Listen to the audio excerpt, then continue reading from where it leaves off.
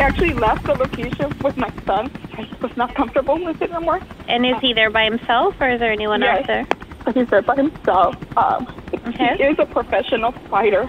I don't want no cop to get injured. No, we don't want anyone to get hurt. What's your husband's name? Tony Ferguson. Known as the Boogeyman of MMA, Tony El Cucuy Ferguson is truly a once-in-a-lifetime fighter. He's the scariest guy at 155, in my word. I agree. He's a chaotic, charismatic character, known for his unorthodox style and complete disregard for his own safety in the octagon. In short, he's a violent weirdo with a wild fighting style, and a brilliant one at that. Tony El Cucuy Ferguson! UFC purists respect him as one of the most complete mixed martial artists of this generation, and even casual fans see him as one of the most entertaining fighters on the planet. Join us as we take a closer look at the life, career, and potential future of El Cucuy and what got him to where he is today. Tony Ferguson, as advertised. Fighting out of Ventura, California, Tony El Cucuy Ferguson! Tony Ferguson turned pro as a mixed martial artist in 2008, but he was made in 2012. I'll explain all that in a second, but to really understand Ferguson, we first need to unpack his upbringing. While his surname comes from his Scottish-American stepfather, Ferguson is of Mexican heritage and was born in 1984 as Anthony Armand Ferguson Padilla in Oxnard, California, but grew up mainly in Muskegon, Michigan. Before he started his combat sports journey, he showed proficient athletic ability from an early age, competing in football, baseball, and wrestling at Muskegon Catholic Central High School. He was the starting defensive back for the 2000 Division VIII state football champions and was a three-time All-State selection in wrestling, winning the 152-pound division in 2002. It was clear early on that Ferguson's talent met his work ethic. Whether in football, wrestling, or baseball, he was a grinder, a California kid with a Midwestern mindset. After high school, Ferguson enrolled at Central Michigan University, where he had a successful collegiate wrestling career, winning the 2006 NCAA National Wrestling Championship in the 165-pound division. Like so many of his MMA counterparts, Ferguson couldn't be bothered with studying, and he did not complete his degree. Instead, he moved back to California to be closer to his extended family, working in marketing and sales during the day and picking up shifts as a bartender at night.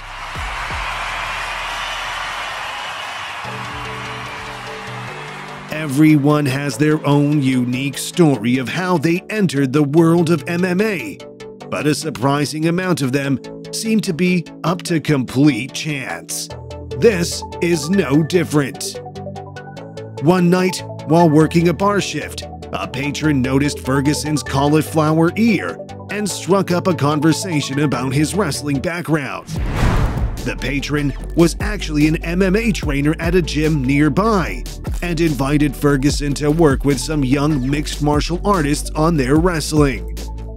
Upon joining and finding an aptitude for the sport, he decided to pursue a professional mixed martial arts career himself. With a combat sports background and no qualification achieved from his college, it's not hard to see why MMA made its calling.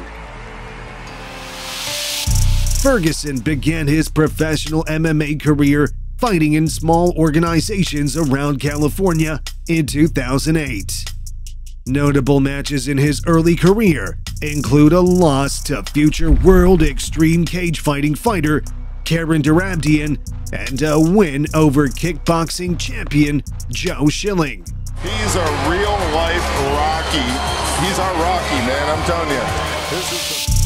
Fans of kickboxing may or may not know of the man known as Joe Schilling.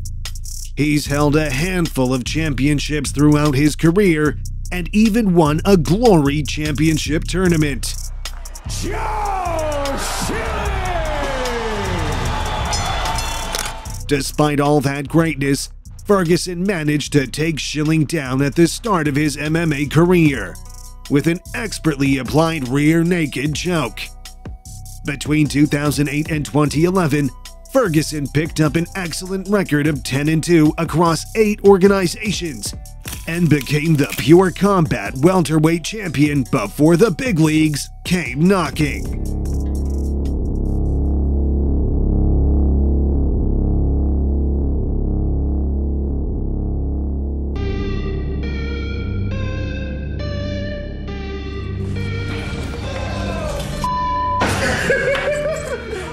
Ferguson applied to compete in the UFC's reality series, The Ultimate Fighter, multiple times. Hit me and say you're kid. Hit me and say you're kid. I tell you what. You know what? Hit me.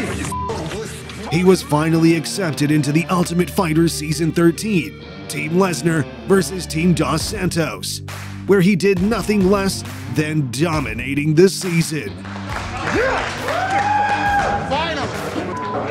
Holy, good fight. He faced off against the best that Team Dos Santos had to offer, but no one was able to stop him. He defeated all of his opponents by either TKO or by clean knockout.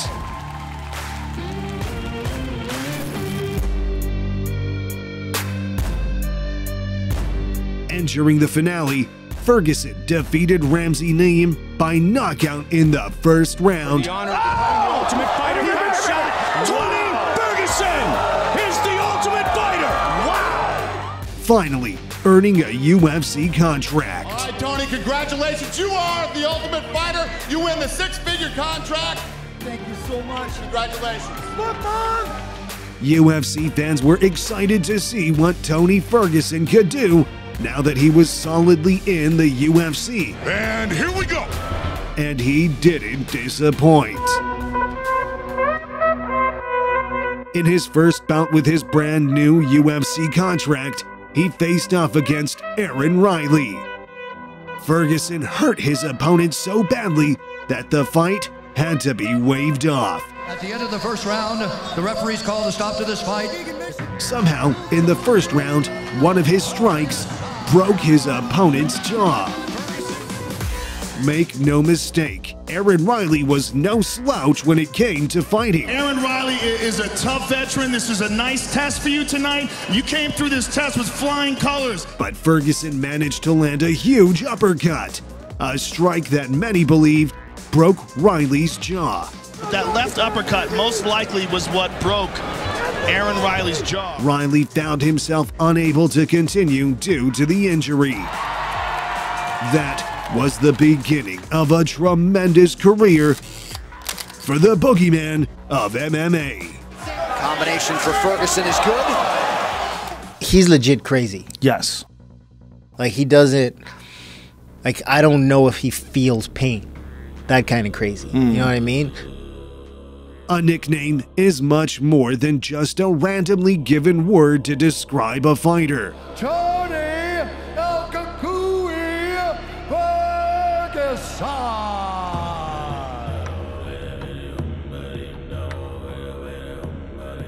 A fighter's nickname is something that reflects their personality, their heritage, or their style of fighting. And Ferguson's nickname, El Cucuy, Spanish for Boogeyman, honors his heritage while also describing him completely.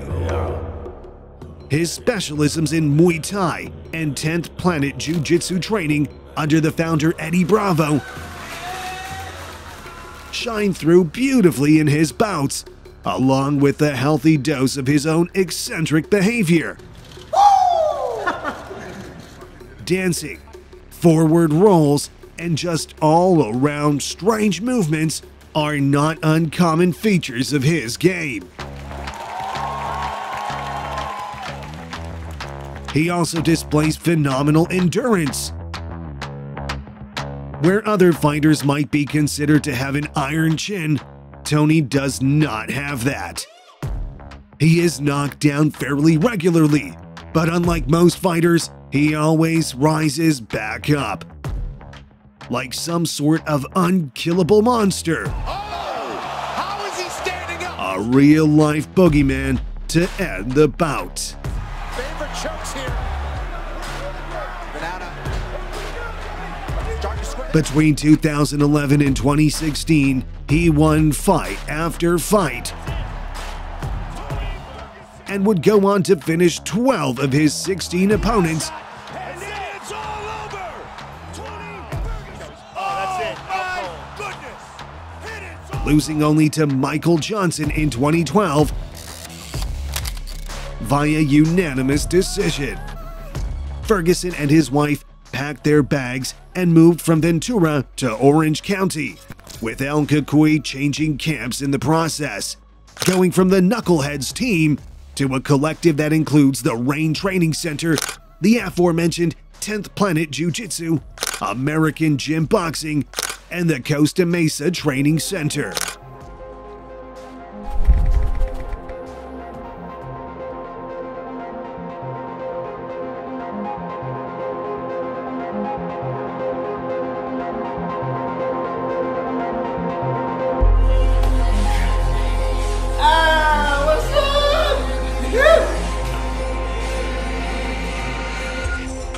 One of his strangest but interesting training methods is throwing baseballs, something he believes helps to build up striking strength.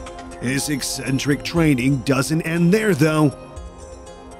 Somersaulting jumps, hammer swings on a gym ball, and literally smacking his arms off of objects to increase the strength of his bones are all things Ferguson apparently does to train. While many of the most respected coaches in fighting swear against hard sparring all the time in the midst of a training camp, some fighters take that concept to a whole new level and avoid sparring altogether. Ferguson has stated that he feels something as simple as sparring may lead to a lack of creativity in a real bout. While everyone will have their own opinion on that kind of thing, it's hard to argue against Ferguson when he has seen so much success throughout his career. So much, in fact, that there was a time when people thought El Cucuy could defeat Khabib Nurmagomedov.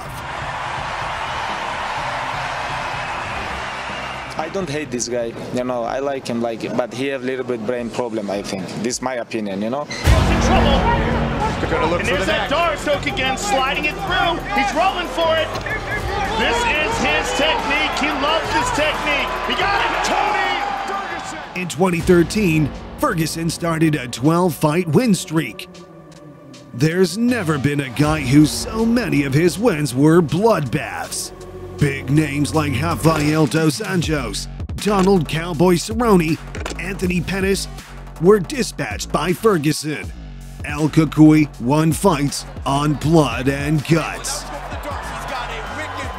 However, there was one fighter everyone wanted to see match up with Tony: Khabib Nurmagomedov.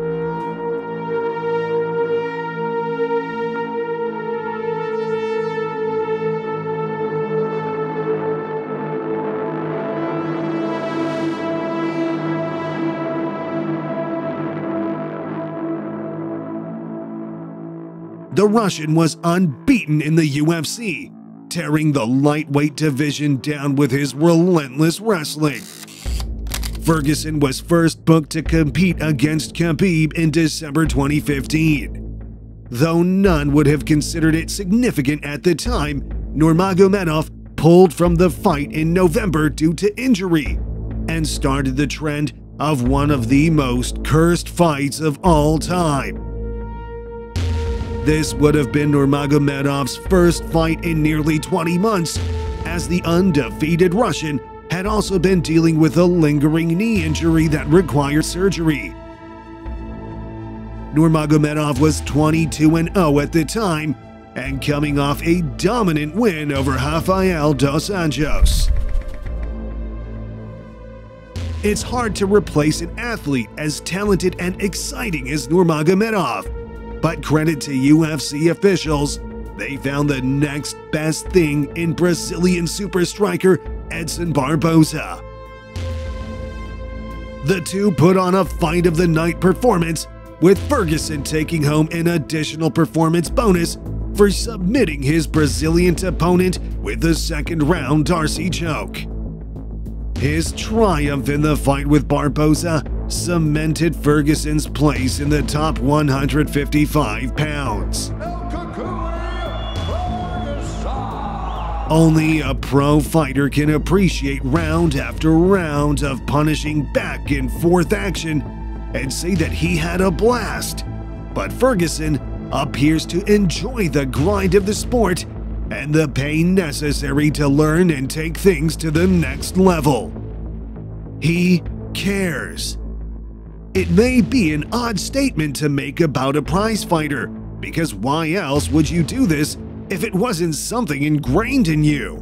But everyone knows that there are those folks who care a little bit more, and not just about the paycheck. Ferguson is one of those people. There's multiple ways to do your career. I'm not faulting anybody for being wrong, but I will point out for you that what Tony's doing is very different. It's not in line with what many other people from his position did.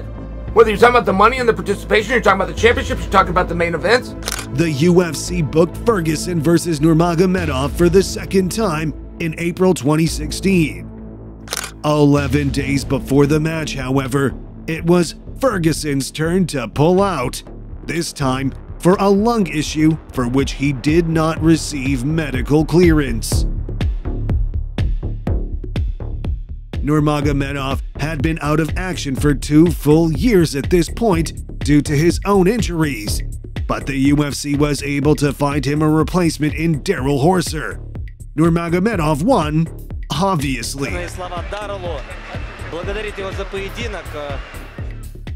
November of 2016 had Ferguson creeping into title contention, already with an, at the time, 8-fight streak under his belt.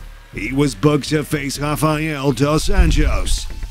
Dos Anjos had only recently been defeated in July 2016 when he had lost the belt to Eddie Alvarez. With Conor McGregor booked to fight Eddie Alvarez in the same month, it seemed like the UFC was attempting to put Ferguson in position to fight for the title, should he be victorious. And victorious he was, landing 199 significant strikes over 5 rugged rounds to earn a unanimous decision win over Dos Anjos.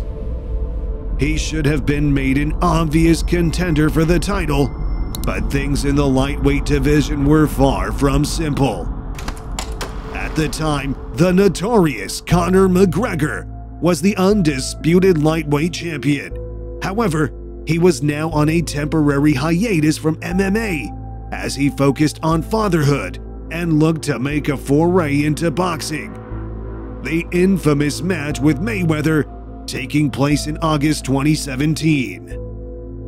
This necessitated the presence of an interim champion, and Ferguson was given a shot at the title when the UFC announced its third booking of Nurmagomedov versus Ferguson, this time as the co-main event of UFC 209 on March 4th, 2017. Well, this is about the 3rd time that we're trying to fight.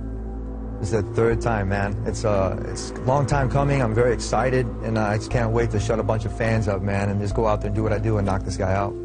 Yet again, the hype surrounding the fight between the two elite lightweights fizzled out. The bout was called off on a doctor's recommendation less than 48 hours before the event, as Khabib Nurmagomedov fell out. The Dagestani fighter had a devastating experience while cutting weight, fell ill in the process, and needed to be hospitalized.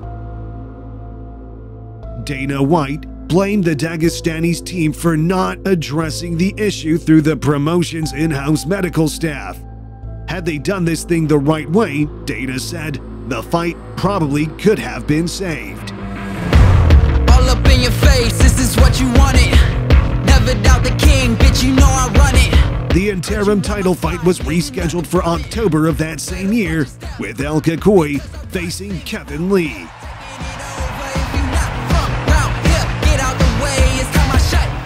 Ladies and gentlemen, this is the main event of the evening. Yeah, we gonna fight. I'm taking out your lights. I just do it out of spite. You know, he hesitant. I don't know. I think he know what's gonna go down on Saturday, and I don't think he got a shot. We gon' fight. We gon' fight. Yeah, we gon' fight. Better bring your A game, cause I'm coming for your life. We gon' fight. Fight, fight, fight. We gon' fight. Fight, fight. We about to fight. Fight, fight, fight. I got fire in my veins, I can do this all night. We gon' fight. He went out. Has done it. Tony Ferguson is the UFC interim lightweight champion of the world.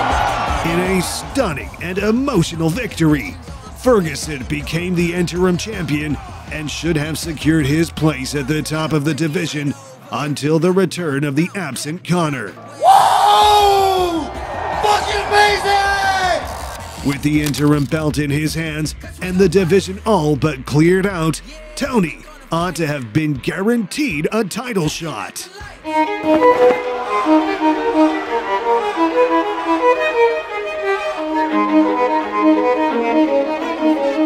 The fourth bout with Khabib was scheduled for UFC 223 on April 7th, 2018. The winner of this fight will be the champion.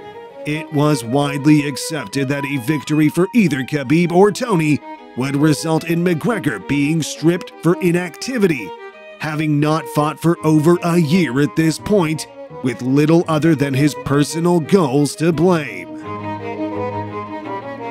In true fashion, however, the bout was called off on April 1st.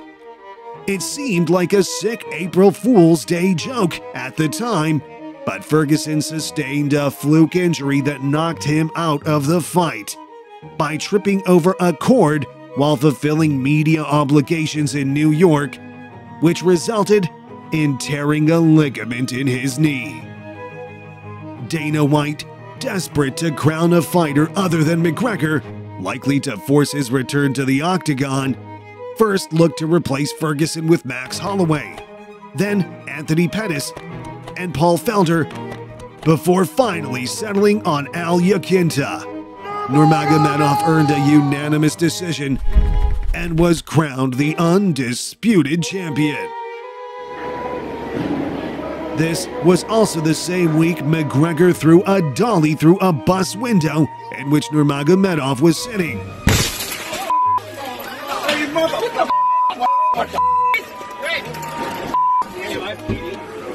Oh, what? What's up?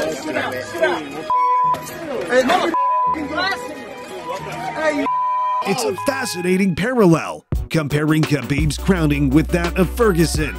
Both were meant to fight the other, and both were granted title shots after an extended layoff of McGregor.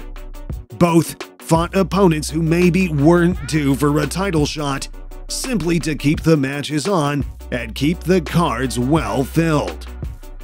It's quite a sad thing that Tony did all that Khabib did for the shot, but the timing was against him, and he ended up with an interim title that he was stripped of all too soon. Where their positions reversed, Tony would have been the title holder and would have forced the bout with McGregor. This must be a source of tremendous frustration for El Kakui. And so Ferguson did what he always has and went back to tearing up the lightweight division. First came Anthony Pettis, who Ferguson dispatched in style, and who did not come out to face El Cucuy for a third round.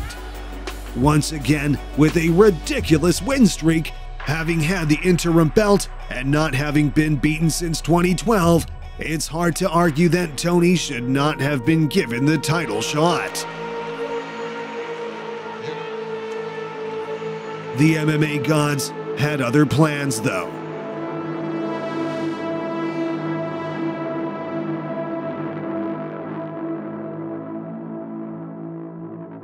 I actually left the location with my son. I was not comfortable with it anymore. And is he there by himself, or is there anyone else there? He's there by himself. He is a professional fighter. I don't want no cop to get injured. No, we don't want anyone to get hurt. What's your husband's name? Tony Ferguson. In March 2019, his wife Christina filed a restraining order against Tony, alleging uncharacteristic behavior such as severe paranoia, not sleeping for days, tearing apart their home fireplace, and believing that a tracking chip was inserted into his leg during reconstructive knee surgery. The restraining order came on the heels of Dana White commenting on the fighter having some quote-unquote personal issues.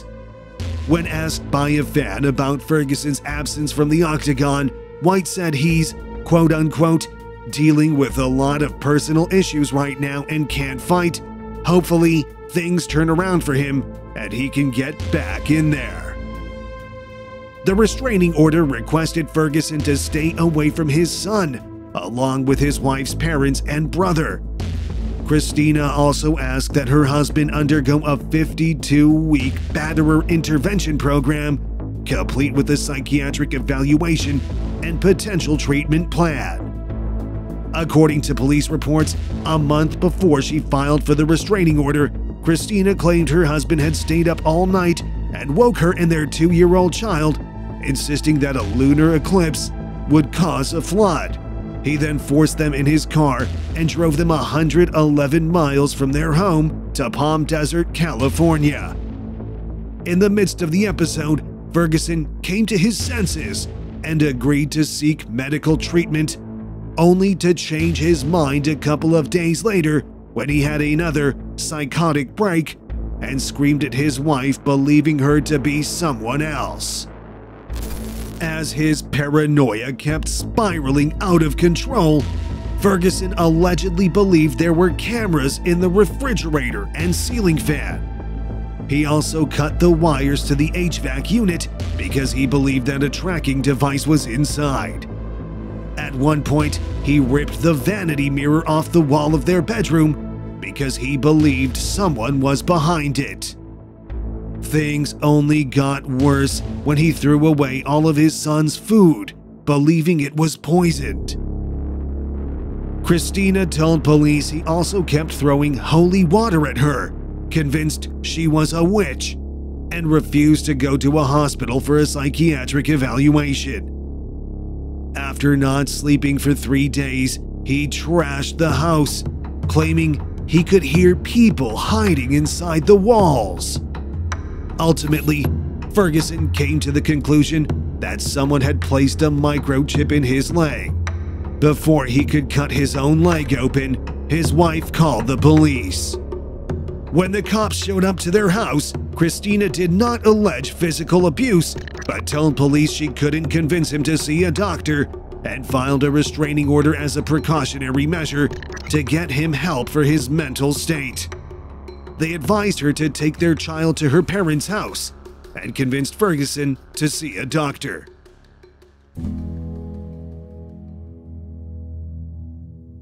Christina Ferguson's lawyer released a statement to ESPN explaining her reasoning for the temporary restraining order. Tony Ferguson is a good husband and good father to our son, Christina said in the statement.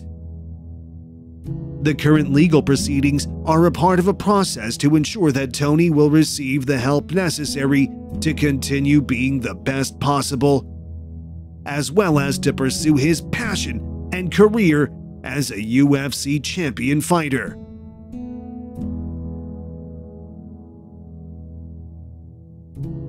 By April 2019, she had dropped the order, and Ferguson prepared for a full return to MMA.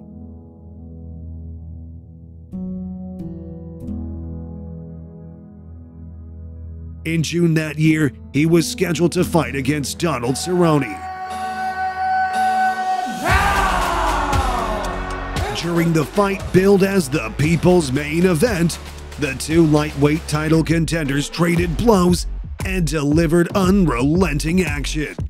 And the bout earned Fight of the Night honors, though it ended in a controversial way that left nobody involved very happy. The two lightweight vets stood and banged for 10 minutes, with the Cowboy out-jabbing El Cucuy in a close first round, before Ferguson woke up in the second, as he usually does, piercing Cerrone up with power shots and pushing this sort of ludicrous pace only he can at 155 pounds. Ferguson's pressure eventually wore down Cerrone, who fought a 5-round main event against Al Iaquinta 34 days prior, and he was able to land some trademark spinning elbows at close range, as well as big meaty punches on Cowboy's head. Unfortunately, one of those punches in question clearly came after the bell at the close of the second round. Referee Dan Miragliotta was late to separate the two men at the horn, and Ferguson plunked Cowboy with an uncontested right hand. Between the second and third rounds, Cerrone tried to blow his broken nose, but it only caused his right eye to practically triple in size. Because his nose was broken, the air he tried to blow out was instead trapped in his sinus cavity. He would not be allowed to step back into the octagon, as a ringside doctor examined what would be later ruled as a broken orbital bone, and determined he was too busted up to keep fighting. It was not a hard decision, as his right eye was completely shut, and his obviously broken nose was swollen and puffy. Cerrone blew his nose in the corner, and Cerrone's lucky both of his eyes didn't shut when he did that. However, because of Ferguson's late shot, there was a chance the fight could have been ruled a no contest instead of a TKO win for Ferguson. The shot that happened after the bell sucks because Tony fought a really good fight tonight and looked incredible. And you don't want people talking about that after the fight. Ultimately, Miragliotta would rule that Ferguson's controversial punch didn't hit Cerrone's right eye, and Ferguson got the win. Tony won that fight. Tony won the fight, fair and square. It is what it is. Thankfully, this was enough to give Ferguson the title shot he deserved. The fifth bout between Ferguson and Nurmagomedov was booked for UFC 249, originally in April 2020. Both fighters were healthy, but the ongoing global COVID-19 pandemic had brought with it travel restrictions and public health concerns. Nurmagomedov, on an Instagram live chat, confirmed he was back home in Dagestan, Russia, and was now unable to participate in the fight because of the travel bans that had closed borders across the world. Ultimately, injuries, unhealthy weight cuts, fluke accidents, global pandemics. It's almost as if the MMA gods were trying to tell us something about Khabib Nurmagomedov versus Tony Ferguson. Ultimately, with Khabib stuck in Russia, Tony made what had to be one of the least advisable moves of his career and performed 2 weight cuts to take a fight against Justin Gaethje. I cannot conceive of any manager advising that decision, and yet I can't imagine a move more true to Tony. For him to turn down a fight like that would have been madness in its own right. Now when you throw the right hand, oh my goodness. And the result? Ferguson landed more body strikes and leg strikes, but Gaethje got more head strikes and dominated the fight because of them.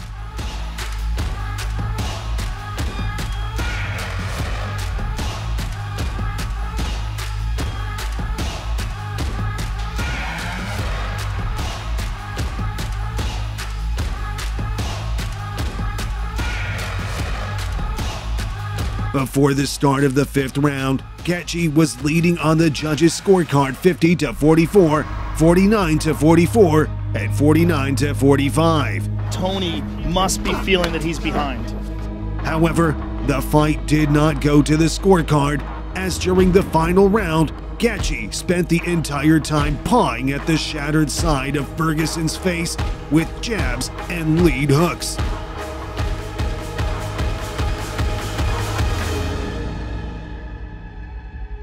Disoriented, shaking his head, and seemingly blinded in one eye by his wounds, Ferguson's title quest was ended by the referee.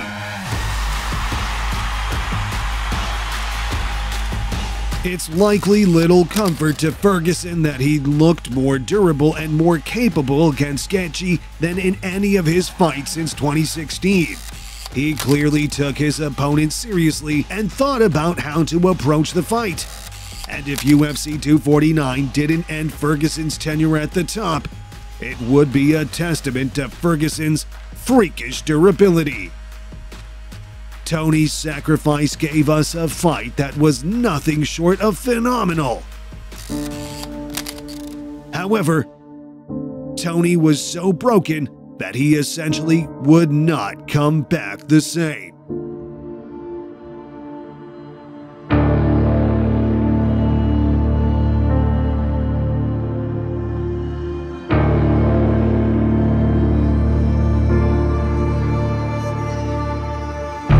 UFC 249 would mark the last time Tony and Khabib were scheduled to face off.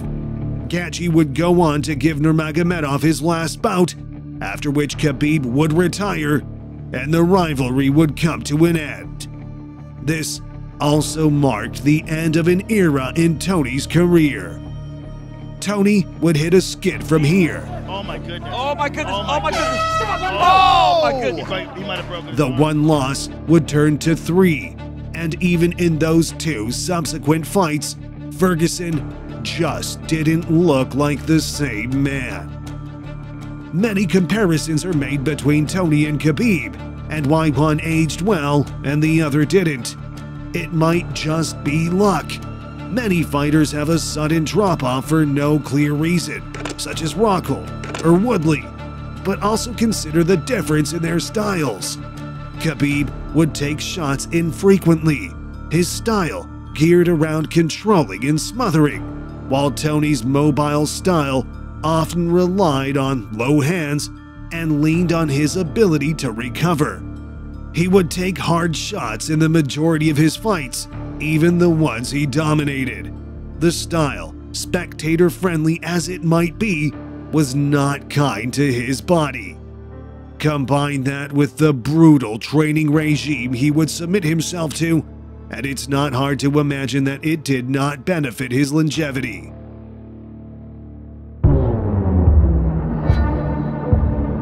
During the most recent match, facing Michael Chandler at UFC 274 for 1 round, it appeared as El Cucuy was finally ready to get back in the win column, showcasing some of his classic speed and power in the striking game. In the first round, both fighters started hot, exchanging hard shots.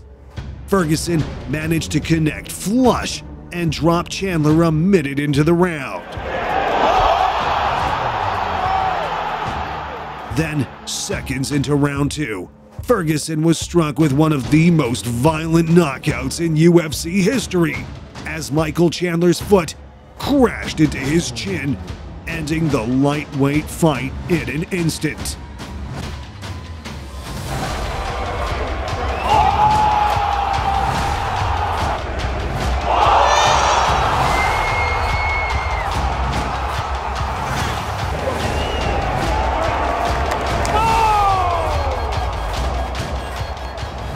The knockout came at just 17 seconds into the second round.